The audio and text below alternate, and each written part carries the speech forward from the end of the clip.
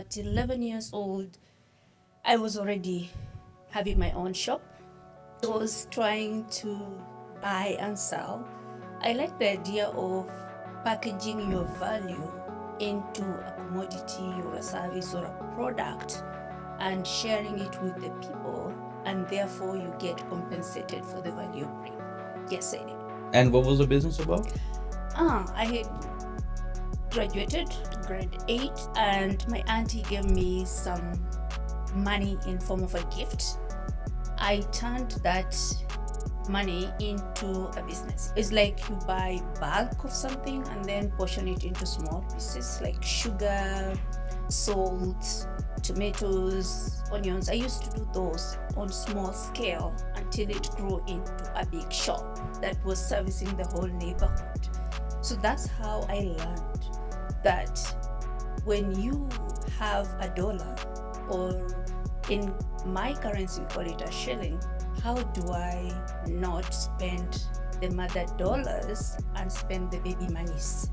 I want to make sure that I convert that into something. There's no way you can control the circumstances that happen around your life, but there's one thing you have control over: your reaction to what happens around you and the decisions you make in life. Bless you. I lost my dad.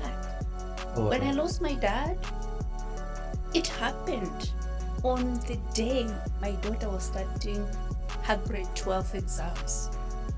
Can you imagine? You're excited to see your daughter graduate. Someone you call a hero, your mentor, just gone like that. Do you know the richest place in the world? I want to die empty. I want to pour out my heart so that by the time that day comes, I die empty. What you tell yourself is more important than what people say about you.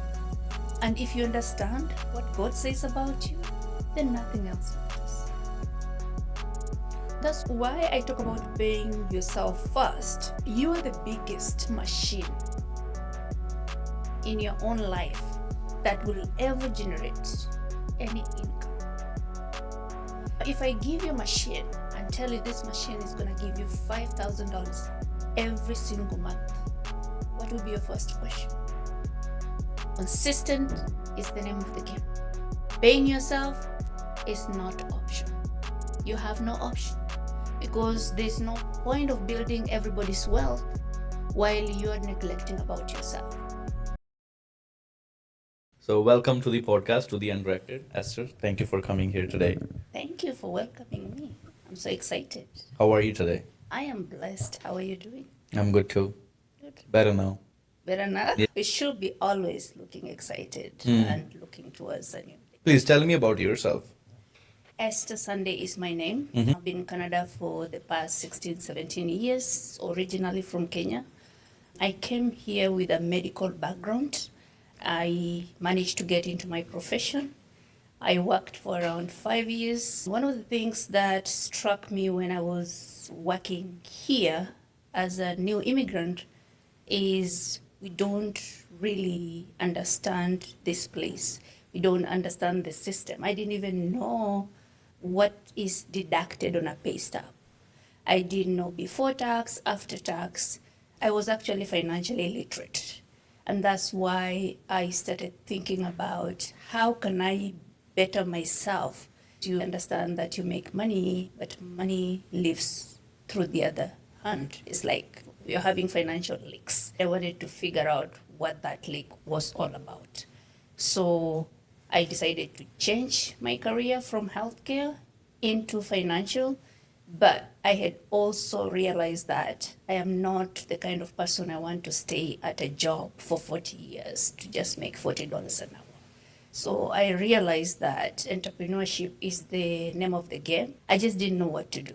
But the mind of being in business began when I was 11 years old. Were you doing something in Kenya as well before coming to Canada? Yes, I worked as a medical lab technologist in Kenya. At 11 years old, I was already having my own shop. I was trying to buy and sell.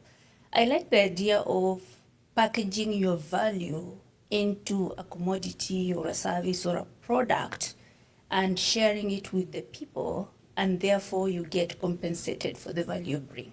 I knew that idea since I was a very young girl. And some people are wondering where this came from because my dad was an executive salesperson of a very big company in Kenya, and he did great in sales. And for me, I just find it valuable when you can create value for someone and in return you get compensated for that. So when you were just 11 years old, that's when you started your own business. Yes, I did. And what was the business about? I had graduated grade 8 and my auntie gave me some money in form of a gift.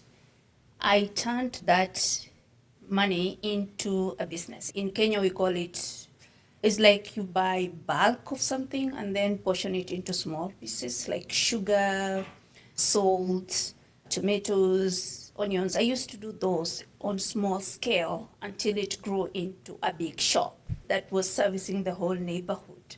Even when I went to college, my mom and dad would give me school fees, and I will pass through a different city to purchase like handbags, women stuff to sell it, double the profit so that I can have some pocket money. So that's how I learned that when you have a dollar, or in my currency we call it a shilling, how do I not spend the mother dollars and spend the baby monies? I want to make sure that I convert that into something, then now I can use that Money profit. towards anything. Even though I didn't know money concepts that time, but that was just my But you mindset. had an entrepreneur mind. I'll say, right now looking back, yes, I had that entrepreneurship. Because when I was 11 years old, I don't know what I was doing. I had no idea what I was doing 11 years old. Trust me, even when I did my lab, medical lab, I bought my microscope from college. I wanted to start my own lab, right? Despite working, I just wanted to do something, and I tell our children that every time you choose a career that you can do business around. When you were 11 year old, what was pushing you to start your own business? You said you wanted to spend that money you were getting as a form of gift towards a business and then use the profit towards anything. But what was the reason for you to get into business or start thinking about making money when you were 11-year old? Like the idea of being my own boss. I like the idea of independence. But where did this come from? Probably my dad, and it could be genetical as well, because where I come from, you find a lot of entrepreneurial women, and for me, it's self-driven. Like, to me, it's normal. I remember when I got married, and I would go out with my husband, and in my bag, I'm carrying vests and pants I want to sell, and he'll be like very embarrassed. I'm like, to me, it's normal. It's okay. You were just making a Somebody needs a vest, like they don't have time to go to the store. Like when I walk into a store and I look at the pricing of things, I'm like, oh, this is good, I can sell this. Like that mindset of creating value to people was God given, or is a talent that I realized when I was young.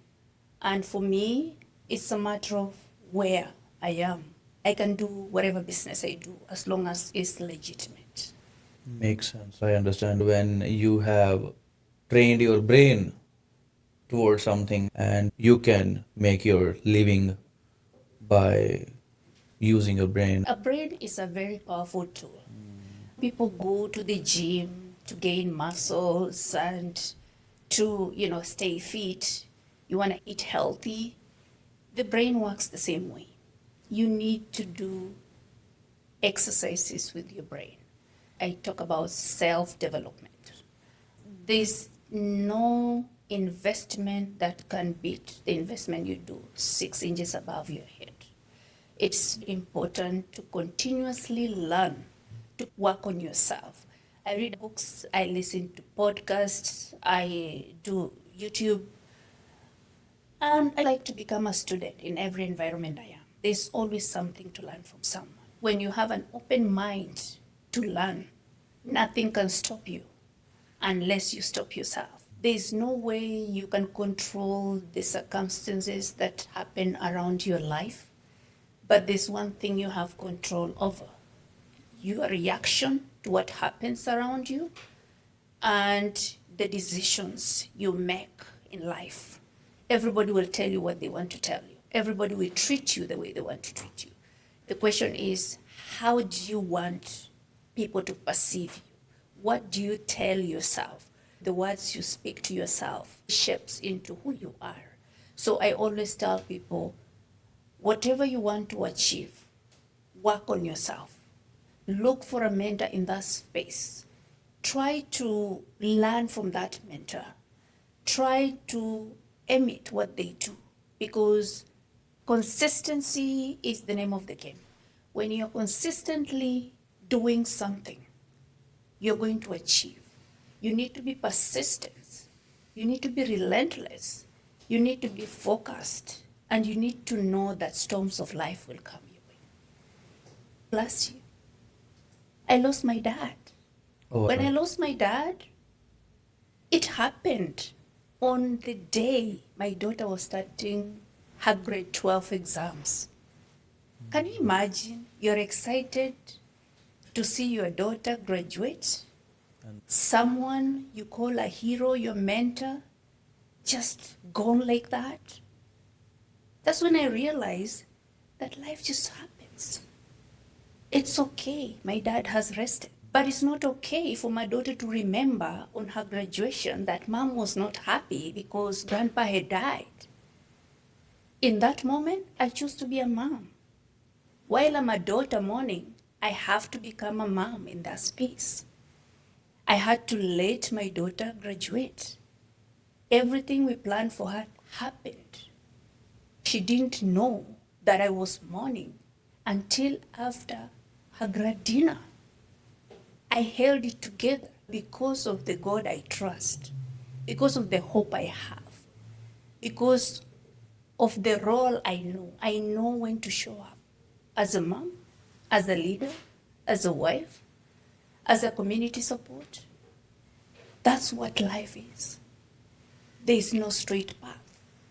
And life is about you creating it, you writing the chapters of your life.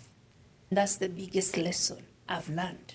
That when you train yourself to become something, it doesn't matter what people say. People will always judge you. She's like this. She's a woman. She's an African person. What does she know? It's okay. What you tell yourself is more important than what people say about you. And if you understand what God says about you, then nothing else matters. Well, I'm sorry for your father, Yeah. but as you mentioned, you tried to stay strong for your daughter's graduation. Yeah. That was one of the bravest step you took, Yeah. and still try to be strong. I salute that. And one more thing, you said you like to read books. Do you have any particular favorite type of books you want to read? I read business books and I read money, financial, any book that talks about financial freedom, wealth creation, millionaire. I know, like, I have so many books I've read. Think and Grow Rich. How many Read, books do you read in a year? like, I have a goal now to read at least 2 books every single month. And That brings you to. but there was a time when I would do so. When I talk about 2 books a month, I'm talking about paper books that I highlight and make my notes. Not just digital. Yeah, but there's digital books that I listen to. Audiobooks. So in my car, I always have University on the Wheels. Okay. So as I was driving coming here, You I would. an audiobook. So Farming Without a Bank, right? So I don't listen to music that much, That's good. right? I listen to educational things. But University on the Wheels is the best way. Well, that's You good. can get a degree without going to school. Music is for entertainment. You want to entertain yourself when you want to relax yourself. It Yeah. connects you with something, but you don't want to entertain yourself all the time when you're in the car. So it's a good way to Yeah, listen. I love doing music when I'm doing aerobic, when I'm doing dance. I love dancing. So I like doing music as a hobby, recreational. Makes sense. Tell me one more thing. Where should these new kids, let's say someone is turning 18 or 17 soon, and what kind of books they should start reading to educate themselves? Those books will help them to find a better path in It future. depends with what they're looking for because this mentorship. If someone is looking for spiritual growth, there's spiritual books, like the Bible is my biggest book. I recommend. It has every principle in there. It has every lesson that someone wants to learn. If you want to learn more about finance, as an 18-year-old, 17-year-old, learn budgeting. Read books on how to budget, how money works in North America. Start saving.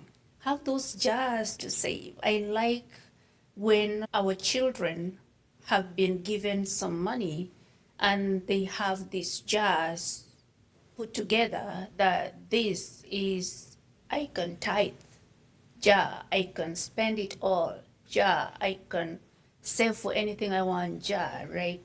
I can donate, jar, right? That plants a seed that if you have $10 and you cannot plant $10, trust me, you will never be able to plant $1,000. So when I hear people say that I don't have money to invest, I say you get something, start with something.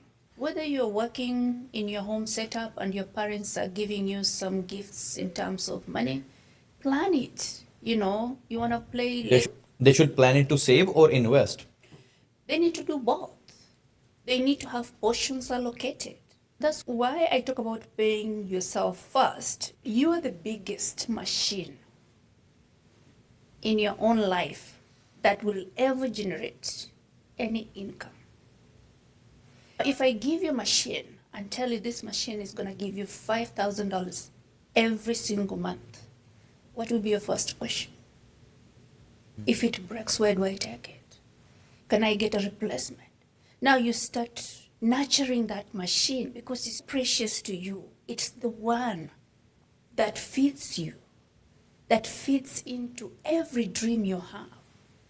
You need to protect it. So protecting that source of income is very important. Paying yourself first is one of those things. Because when anybody starts making an income, you get paid $2,000 net. And then tomorrow you paid all these bills, then you're back to zero and do it over and over, 18 years to age 65. You have no incentive at all. That's why people are bitter. People are working with Tylenols in their lunchbox. It's terrible. People are working on jobs they don't like. They are in positions they don't appreciate just because they want to pay their bills. They didn't plan. But isn't that because everything is getting expensive too? Everything will get expensive. But your wages are struggling. Wages, things that we have no control over. You have no control over taxation, whether it is going to increase and at what percentage. You have no control of how the market will perform. You have no control over inflation. One thing you have control over is the income you make. Is it working for you enough to take care of that gap? Because people save money, but where do they save? Is it beating inflation and reducing taxation? Do you even know what Rule of 72 is all about? How can you increase the value of what you already have? Because what people do is to get another job, another source of income. But if they cannot manage what is already there, it's just getting into more debt Because the more income you make, the more taxes you pay. And people don't realize that until it's end of the year and they have to reconcile their numbers. Like right now, people are filing taxes. The story is there. People are sad. People are frustrated. They work 2 jobs. When you work one job, the tax bracket is 23%. But when you get a second job, another 50,000, what happens? Now you're no longer paying 23%, you're paying 46%. So instead of you making 100,000 annual income, you reduce that to 54,000. Plus you have to pay other taxes because when you go shopping, tax will wait, your gas tax will wait. But during that time you got your second job, you upgraded your lifestyle.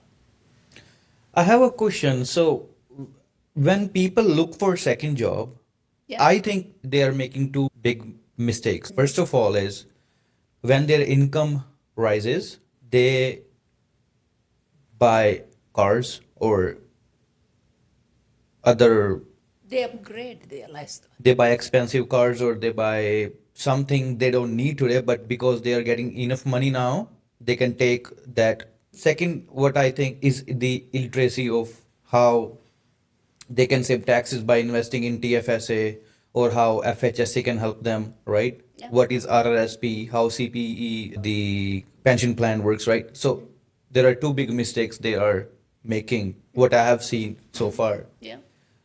I think if they can work on these two, they can save some money even though they are living by themselves and making at least $3,000, $2,500 a month. What we recommend, I wouldn't say that looking for 2 jobs is a mistake. It's not. I would say that managing the income we make is the beginning of our financial freedom. The decisions we made 10 years back is determining the lifestyle we live today. So if I do not like what's happening in my life today, I need to change what I'm doing today so that I can live the life I want to live tomorrow. One of the things I keep telling people is understanding how money works is very important. Having a financial blueprint is extremely important. Learning how things are done in the process of you're building a house. You can't start with a pillar or a roof. You have to start with the foundation. So when you get money, even though this RRSP, tax-free, FSA, all those things are just vehicles to help compound our money. But what's the foundation of everything? Right? It's the income. Have you ever gone to the bank to look for a mortgage and they give it to you without asking how much income you make? Have you ever tried to get a car loan and being given a car loan without proving the income you make? Yeah, well, nowadays there are advisors who will just charge you 1% and will do some changes in the papers and they will fabricate the papers right and they'll get you a 500,000 home loan even though you can only afford 300,000. So I think that's where they are disturbing the market. So the thing is, you can fabricate whatever you want, but that is just fooling yourself. Because as much as I've now fabricated and got 500,000 mortgage, then what? Will I be able to afford it? That's the real question, Because yes. then there's a lot of foreclosures everywhere. You don't want to get into a house and then all of a sudden the bank is repossessing the house and you lose everything you put in there. Is that what you want to do? No. That's why we are telling people financial literacy is the foundation to everything. And it has nothing to do with the level of education anybody has. We need to educate ourselves financially. But banks are giving you $2,000 credit card without asking you questions. And somebody who doesn't have enough knowledge how interest rates work, I guess they're 22.99%, right? Yeah. When banks are providing you two, three, $4,000 credit card without much inquiries, right? And somebody who doesn't have enough knowledge, he's gonna spend on clothes, fragrances, and whatnot because he thinks that's the money he owns, but he doesn't own that money. It's the borrowed money from the bank. So now, even if I am trying to educate myself, on the other side, I have banks giving me free money to use, and then later on, when it's the whole card is just empty, that's when I realize, oh, I made a mistake. So I talk a little bit about that relating to my story. This happens to a lot of immigrants. It happened to me as well. When we came here, I don't know about you, nobody sat with me and told me that, Esther, you've applied for this job. They're going to pay you $27 an hour, but not all $27 an hour will come to your bank account because something called CPP or tax or something will come out. Nobody had those conversations. I had to discover myself by calling the HR that you made a mistake with my paycheck. I calculated the numbers, they're not matching. So I said, don't worry, come to the office with the pay stub. It was so shameful that I am learning from my pay stub that this is being deducted.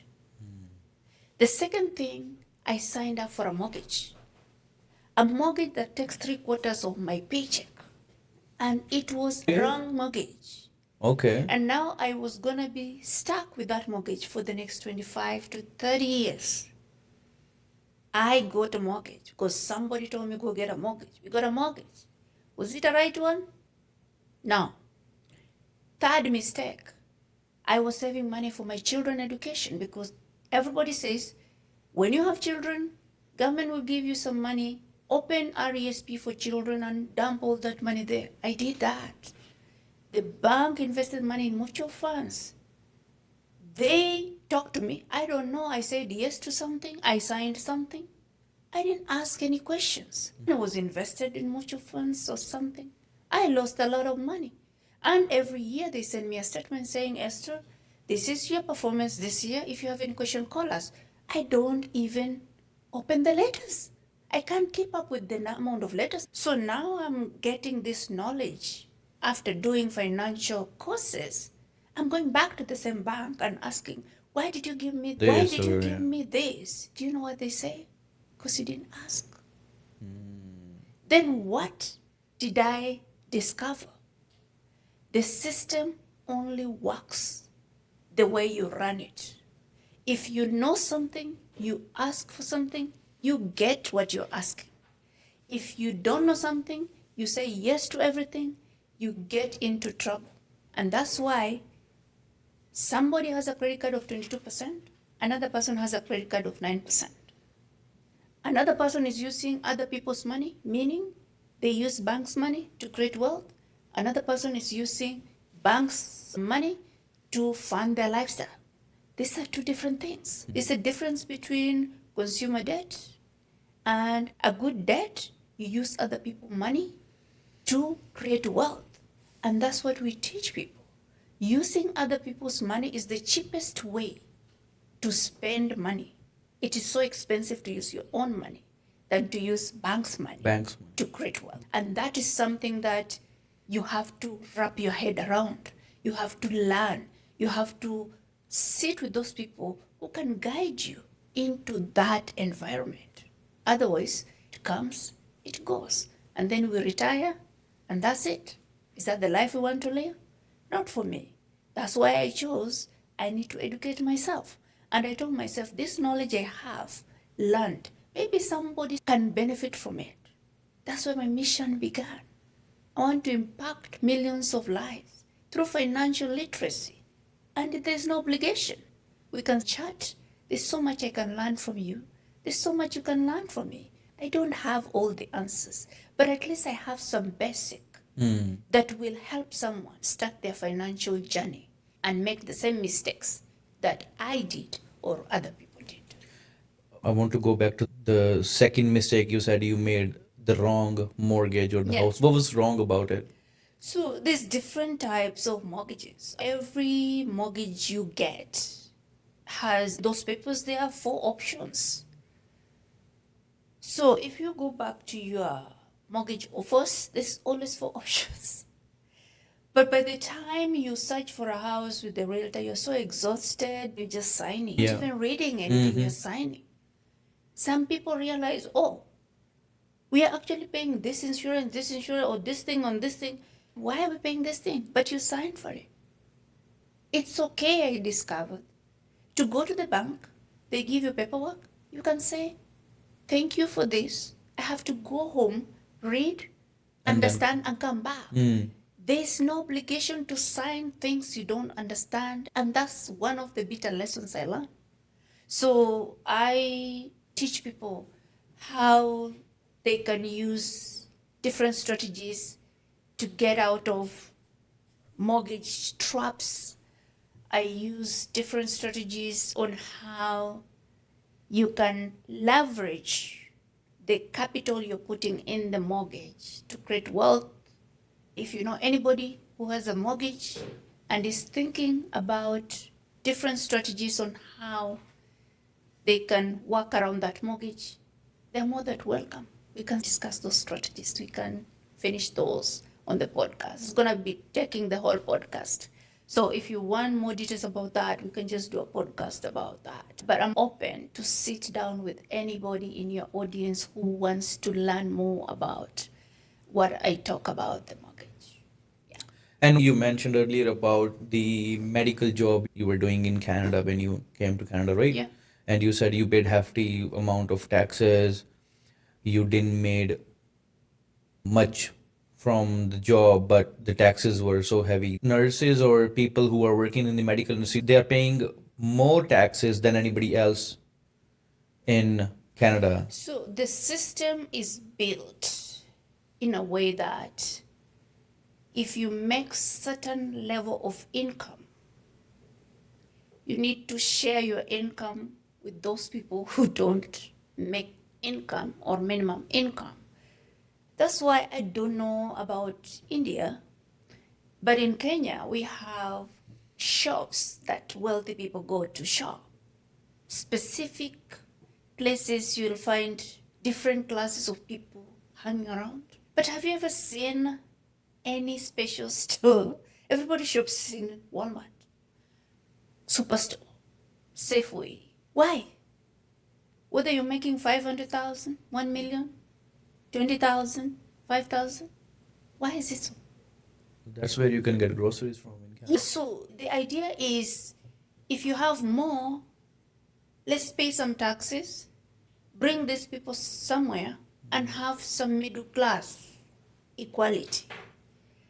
And if you are a business owner in North America, you create job opportunity for those people to work in. You get incentives from the government in tax brackets. It is very easy to run an incorporated business with less taxes than work at a job that you are employed. There's different things that business owners can claim that individuals cannot. That's why when I went to work one day and I was interviewing one of my supervisors who had been there for over 40 years, I said, what makes you stay at this job for all this time? She said she got married there, the kids are grown up, and she's going to retire there. So I was excited to find out, what is it? One thing struck my mind. I am at $27 an hour. This person is making $40 an hour. After 40 years, am I going to sit here and wait for 40 years to get to $40 an hour? And then I have to pay taxes and bring home nothing? Hell no. This system works better when you can combine a job and your own work. And nowadays, there's so many things you can do, like doing a podcast. Find a problem that somebody has. Go solve that problem. Unless someone pay you to solve that problem. For example, when winter hits, People need winter tires. That's a problem somebody's solving. Or Cleaning, like go and cut grass. Spring is coming. Go and do some weed, anything. I have a friend who has opened a very big business around cleaning. You don't have to be a cleaner to have a cleaning company. You don't have to be a chef to have a restaurant. You just need an idea. And you can leverage people's skill. I love to have conversations with people. I don't like administrative job, but somebody loves that. And it's okay for me to pay someone to do for me administrative work so that I can buy back my time to do the things I love to do. And there's nothing wrong with that. there's nothing wrong. So finding, leveraging, having teams, building business around that, even turning on a camera while cooking. That's what You most can of teach, you're wearing a nice watch. Thank You you. can talk about that. Somebody is looking for a nice watch. They go, they find what's the difference between Rolex and whatever. Can't teach anything. It just depends with how open-minded are you. So nowadays there is so much foolish content. You can doom scroll your entire day and then worry about where did your whole day just went. That's you another you drama. you can educate people about anything today. When you're on social media, it's important to be aware of why you are there. What are you looking for? Before you realize TikTok will take your whole day. You need to have specifics. Let's say I plan to have a podcast and I don't know what to do when I am doing a podcast. If I want to learn how to do a podcast, I'll filter YouTube videos to teach me how to do that. I can spend hours. That's an that you Investment. do one time to get better doing something. And you don't have to be great to start. You just have to start to be great. And you have to make whatever mistakes. People will talk. Whether you do it right, whether you do it wrong, whether you are stagnant, they will talk. When do you want them to talk? When you have no results or when you have results? You cannot control that. 100% right. You just keep focused and do what matters to you and your goals, because that's your calling. Because your vision can never be mine. That's why sometimes when you think big, you go share with someone. If you are sharing at the wrong time or a wrong person, they'll tell you you can't. Nobody has done that before. So just go fail so fast. Go try it, fail. People So say, I'm scared. You've been scammed already. Just getting scammed one more time is still fine. I made so much mistake. And if you think getting financial literacy is a scam, then staying the way I am is what? Try so many times, fail so fast so that you learn how not to do the same things again. yeah, then you find out something that works for Do you know the richest place in the world? Richest place in the world is the graveyard. Because Okay. lying in that grave are books that were never written, talents that were never exploited, businesses that never materialized, sports people that never got those championships because somebody was scared and they died with everything. I want to die empty. I want to pour out my heart so that by the time that day comes, I die empty. You have so much potential. Everybody has a potential. But people are sitting on their potential. They're so scared. What will be the worst case scenario? It didn't work. Then at least you know it didn't work and pick up something else. you can start something else. Do it so fast so that you save time. So it's the action people are missing. Take action.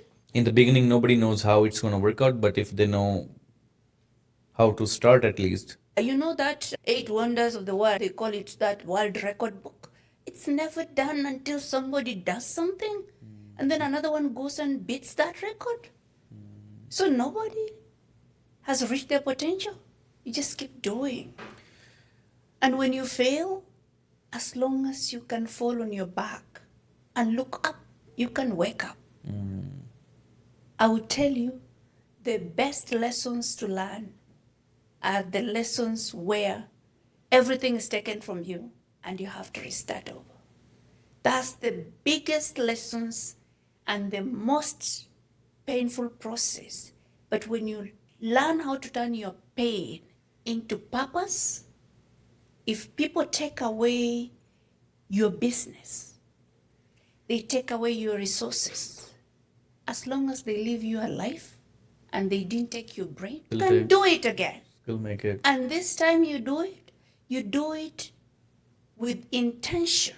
You do it an expert.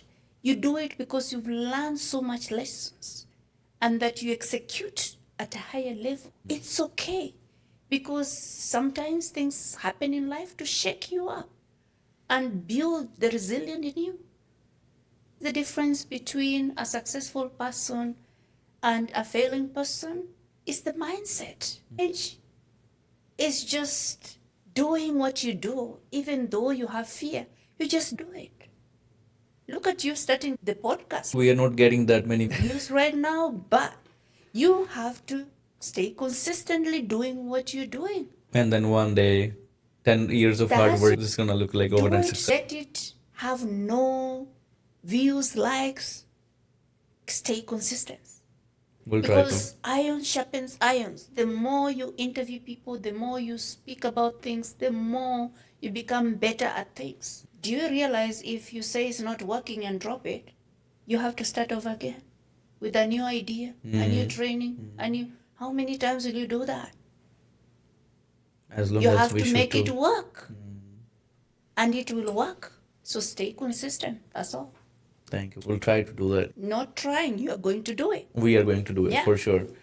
Oh, tell me one more thing. How can, if somebody has a $1,000, $2,000 credit card, Yeah. how should they start using it? What is the right way of using a credit card? Credit cards are meant to help people build a character.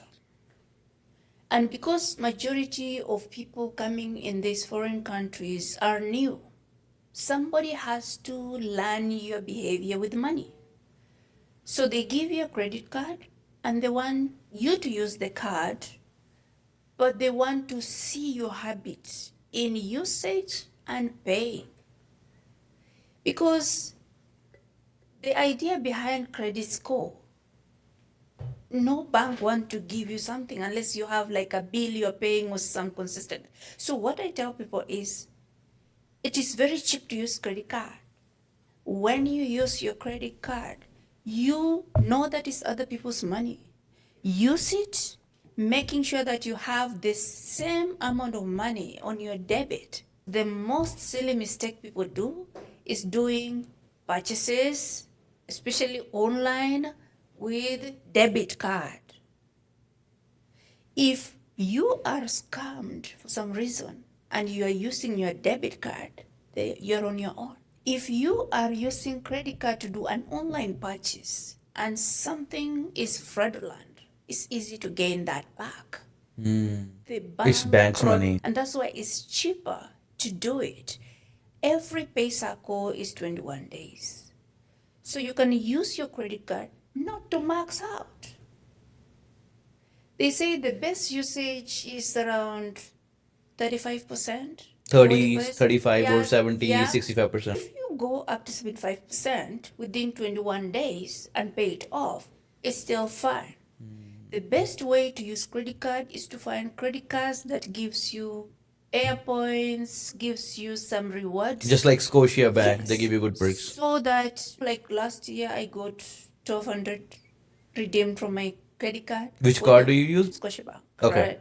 So I use different cards, but on one particular card, I got money back, $1,200.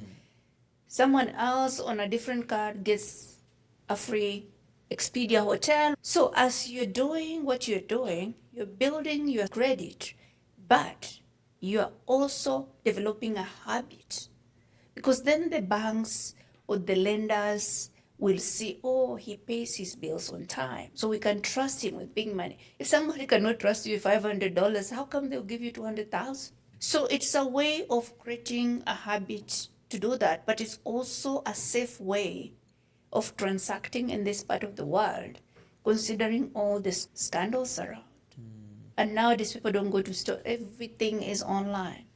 Some people are so smart about credit cards. I saw this one video. This guy is from India, right? And he might have 40 to 50 credit cards. I And don't have as many credit cards. The problem is when people get credit card and then they fall behind their payments, and then now the bank is on their case calling them, they get upset and cut the card or tell them to reduce the balance.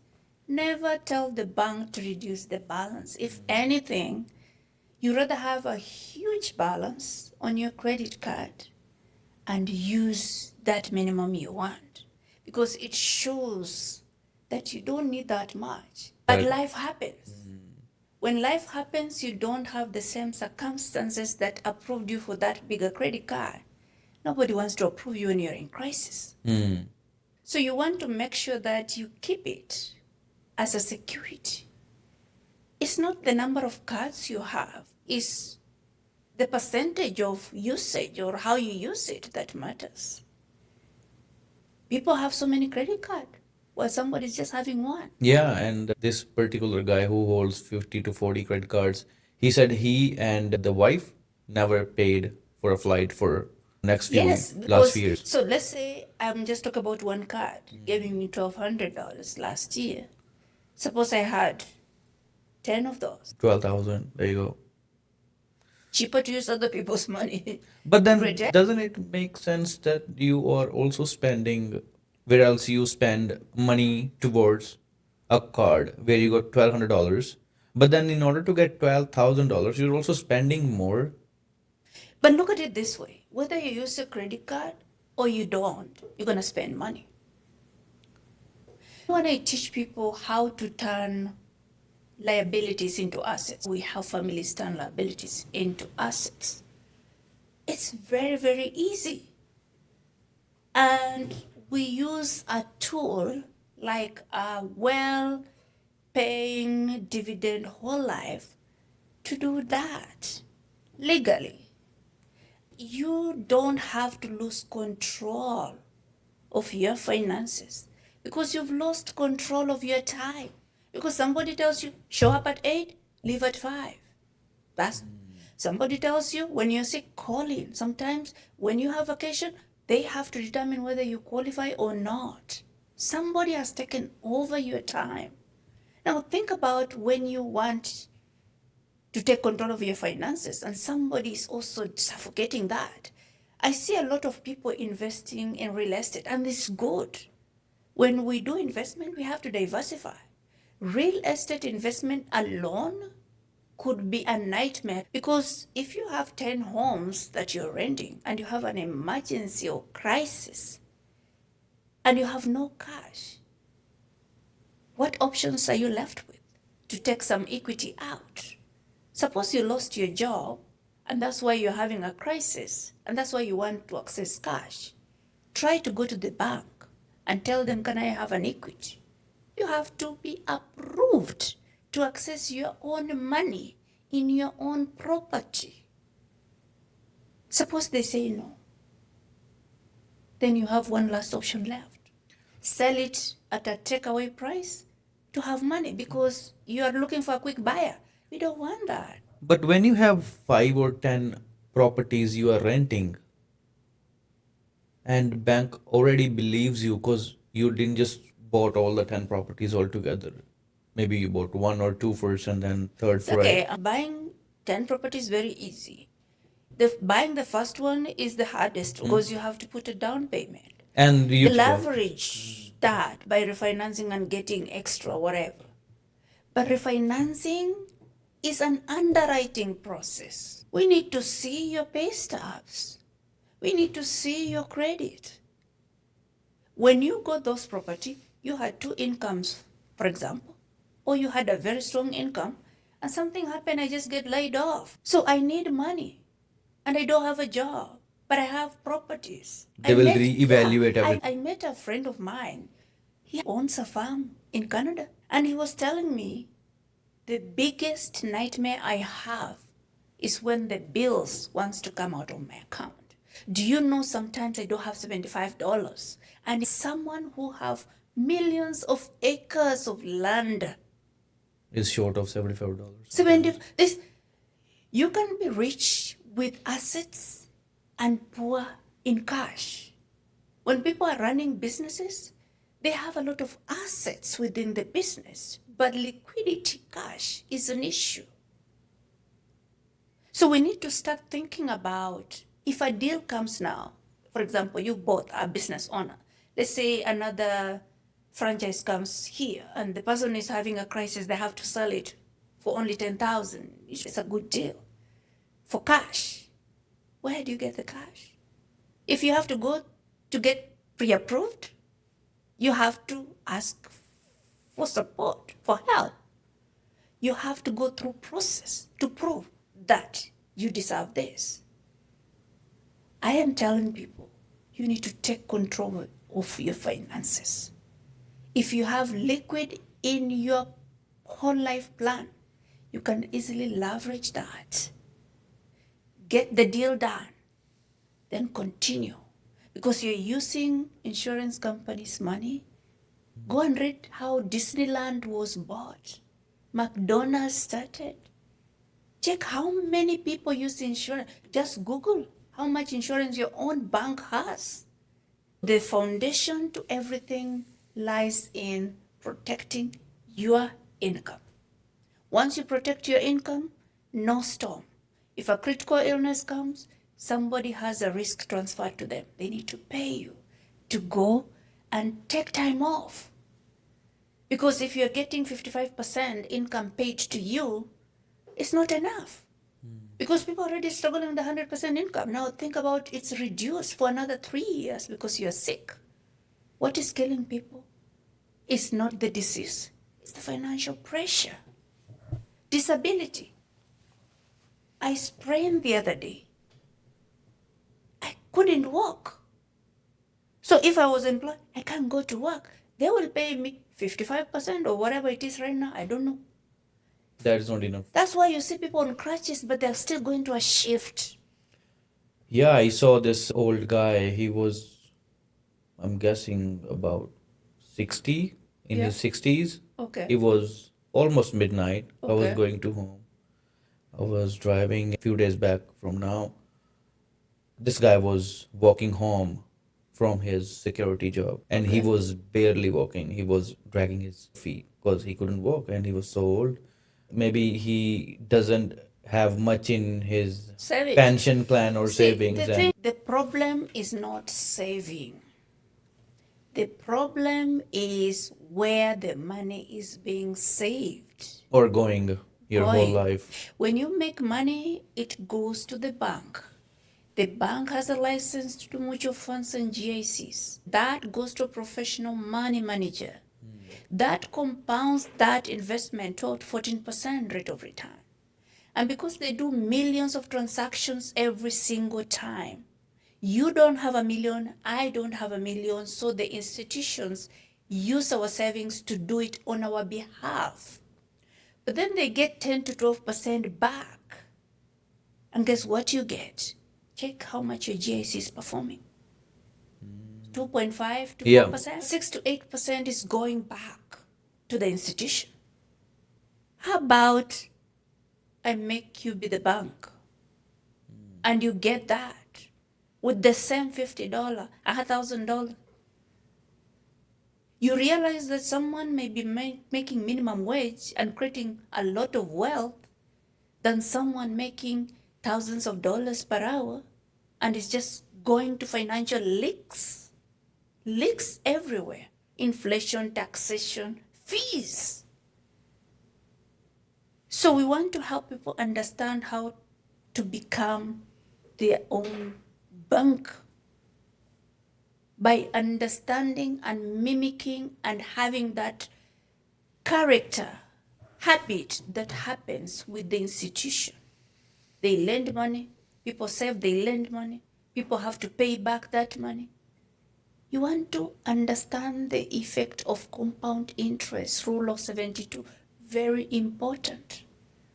If you don't wrap your hand around that, if you have 500,000 saved today, it looks like a lot of money. Wait until you hit your retirement and it's still 500,000, and you tell me how you're going to fund your lifestyle.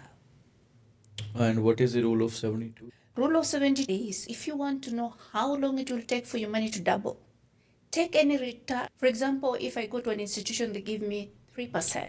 Take 3% into 72, it will give you 24. So whatever that number is, 24, you're right. So that means if you're 20 years old and you have your $2,000, it will double every 24 years. Today you have 2,000. When you turn 44, 4,000. when you turn 68, you'll have 8,000. Is it enough to retire? If somebody has the same 2,000 compounding every 6 years, the same person has over 500,000 with the same 2,000. So you start realizing that it's not about how much money we make. It's about how much money we keep and where we keep, and whether inflation and taxation is beating what we are doing. If it's not, then you need to do your financial checkup. And what would you say about line of credit? In regards to what? Should somebody, It depends with what you're using line of credit. let's say they don't need to use it right now, but should they get it from the banks? Getting any lending is always a great thing To have because life just happens. I've seen people get zero interest for 12 months Credit? card. You know, they have offers here and there. I don't want to get in trouble by saying that, but I'll say it anyways. When you get offers from your institution, for example, you have this credit card and they have a promotion. Sometimes they have promotions that get to transfer your balance or use the cash, zero interest for 12 months. They're telling you that you have this 12,000 on your credit card. If you have other debt, you can transfer them here for zero interest, or you can take out this money and use it and pay it back for After 12 one- months, no interest. You can take that money, invest it, let it work for you. Even if it gives you 5%, 4%, You're still better. you made money Out from of what did not belong to you. So why are people saying no? I don't know. It's about educating ourselves. But are we still getting 0% interest from it's any banks? not zero interest credit card. It's an offer that states that for the next 7 months, 9 months, or 12 months, you can transfer your balances of other debts, or you can use this money. Do you think we can negotiate interest rates with bank? Absolutely. When you go to the bank and ask you want a 9.99% credit card, they will, because it's there. But do you know it exists? If you want a credit card that gives you air miles, it's there. If you want the one that gives you cash back, it's there. But you can also get one without nothing. So again, it depends with what you're looking Yeah, for. You just- ask, you get. Just like you said with those recipe accounts you opened for your kids and you started throwing was money and you terrible. were getting mails, but at the end of the Nobody day, reads the mail. and at the end they said because you didn't ask for it. You didn't ask for it. And it's true. I can sue them. I didn't ask. You ask, you get. So now I knew if I ask, I get. And that's my passion, to help people understand what they are entitled to. It reached a point where I would walk into my bank and nobody wants to talk to me on the line. They want me to go in because of the questions I'm asking. It's creating. Problem. Like- Even they don't know the answers of those. If you don't know, they want you to stay like that because they make money that way. The most expensive price we pay is a price of ignorance. People can get incomes, they purchase houses, they buy car. Car is a depreciating asset. Somebody, before they buy a house, they have bought a car. So Understanding which assets create wealth and help you to get better with your financial goal is very important. Understanding the blueprint of anything you want to sign is critical. If you don't understand, go sleep over it, ask questions, seek mentorship in areas that you are not informed. It's okay to say, I don't know. The first step to getting better is realization that I acknowledge my net worth is zero or negative, but I want it to be at least 5,000 this year. So now you have a goal you're working towards. But if you actually don't know what it is, where it is, And you are not acknowledging that. then like whatever is not You're measured doesn't zero. Yeah, grow. makes sense. That is So very true. there's so much financial concepts we can share with your audience. And how do you actually do that? Do you have courses? You have classes? Explain I me more do about that. webinars, I do workshops, I do meet business owners. Like I can come to your office, we can do a Zoom. I don't have a one fit all strategy. It depends with where you are at with your And how do you manage your money. What's happening in your situation? you also give one-on-one classes? I do. Yeah? I You also do. help them? Yeah, because most of financial strategies are individualized, right? So let's say you come five of you, I will do one training, but nobody wants to talk about I have this date, I have this, right? So then you realize those are confident conversations that needs to go into that private space. When I do group, I do conversations about money. The people in the groups, they won't be able to open up. Everybody's I scenario is don't. different. I do group conversation is financial awareness. It's just sharing some tips, some concepts, some strategies. If it hits you, you now follow up. I also don't want people in that group telling me their situation because confidentiality and privacy is very important in my practice. So I wouldn't want a situation where someone is becoming vulnerable in front of their friends if they don't want to. What are the mistakes they are making? They are lacking behind in their financial investments and their still Financial illiteracy. illiteracy. It Yeah. doesn't get taught in schools here. And Anywhere. people go to school, they're told get good education, get degrees, go and do this job. People get very elite positions, but people have least knowledge about how the income they make really works. And that is everybody's problem. But there's a solution of just educating yourself. Basic things, know how money works, rule of 72, right? Understand taxation, because when you earn money, they tax you. You spend money, they tax you. You save money, they tax you. You die, they will tax you. So that's something that you have to understand, whether you like it or not. So those simple things, realizing that I need to create financial freedom step by step. I need a process. I need to take care of my income. Then what are the vehicles I need to invest in? Is this money working for me? Is it beating inflation, reducing taxation? You can do everything right, but fail with your estate planning. And that could cost your family a fortune. Then you ask yourself, who is your biggest beneficiary? Is it charity? Why are you working two jobs? You did everything right, except you failed on your estate planning. It's important to make sure that it's complete. And that's what we do to educate people. Do you have anything else to say to the audience? I will tell the audience that financial journey is a decision. It should be a priority and it's within reach. All you need to do is to sit down with yourself, acknowledge where you are, and just start. It doesn't matter where you are. If you are in debt, somebody can help you get out. If you have investments that are not performing, somebody can guide you. If you've not started anywhere, we can help you. The situation has to be very clear. You have to be intentional with where you are, where you want to go, and how to get there. And stay consistent. Consistent is the name of the game. Paying yourself is not option. You have no option because there's no point of building everybody's wealth while you're neglecting about yourself. Anybody that feeds you can starve you. Remember that. That job is feeding you. If they decide to take it away, they starve you. What are you left with at that point? You need to have your emergency funds. You need to have your short-term goals. You need to have your long-term plan. What is your roadmap to where you want to go? That's what we need to do. That's how we need to plan to get to where we are. You don't have to see what everybody's doing. You just have to walk your path. Baby step.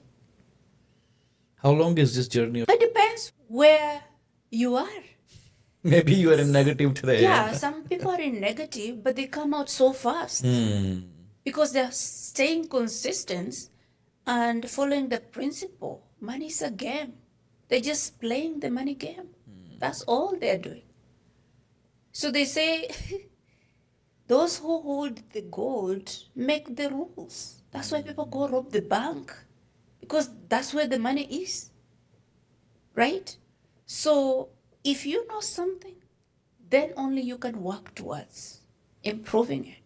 I'm sure people get to learn so many things from this podcast. They can start watching videos on YouTube, Yeah, educate yourself. they need to listen. If you're out there and you're listening to Undirected podcast for the first time, realize the word undirected is intentional, right? Your finances may be undirected. You're wondering why you're here. Nothing is working. Everything is everywhere. This is the first place to start. Listen to this podcast. They have lots of guests, different experiences, different stories that will help us, because by the end of the day, we are all learning. I learned so much from them, and equally, they learn so much from me. And together, we can make ourselves prosperous in a way that suits our family. Thank you so much for inviting me on this podcast. I hope to see you one more time. 100% for sharing the wisdom with us. It will really help us. Thank you so much. Bye.